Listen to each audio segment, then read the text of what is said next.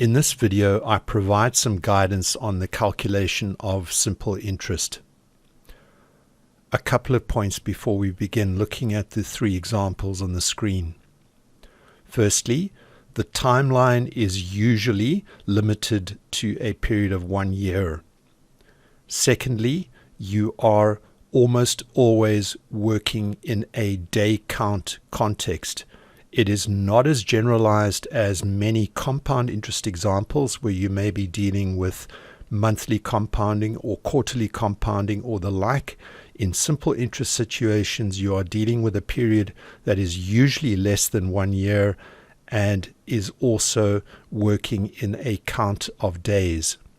Speaking of day counts, there are two main conventions which you might encounter in simple interest calculations.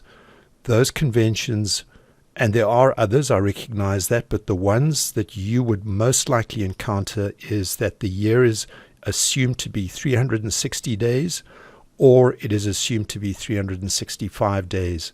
You will be aware of which one applies in a professional context or in an examination context.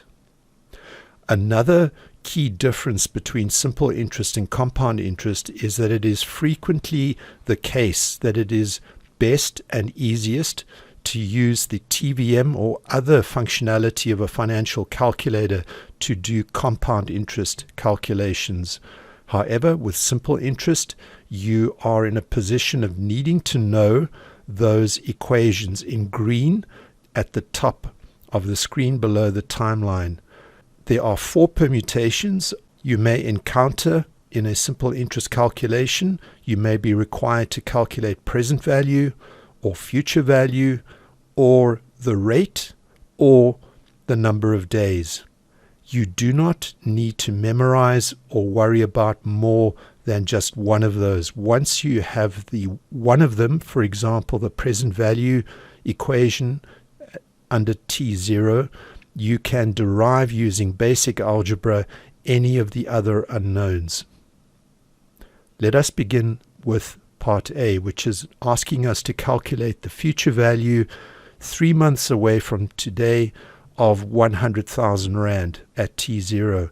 We are told that simple interest applies, that the day count convention is 3360, and that the annual rate, simple interest once again, is 10%. Applying the simple interest equations is reasonably straightforward as long as you remember not to get involved in a futile search on your calculator for some kind of simple interest functionality.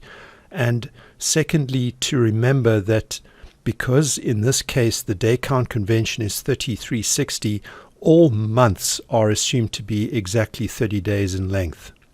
Following that, the calculation is very straightforward. Part B, in this case we are asked to calculate the present value of a future amount which will be received 6 months away from today. If you feel that you are at risk of getting mixed up between present value and future value in a simple interest context, just remember that the future value number must be higher than the present value number, and perhaps that simple rule of thumb will just reassure you and help to make sure that you're doing the correct multiplying one number by another, or alternatively dividing one number by another. And finally, part C is asking you to calculate the rate that applies under the conditions given to you there.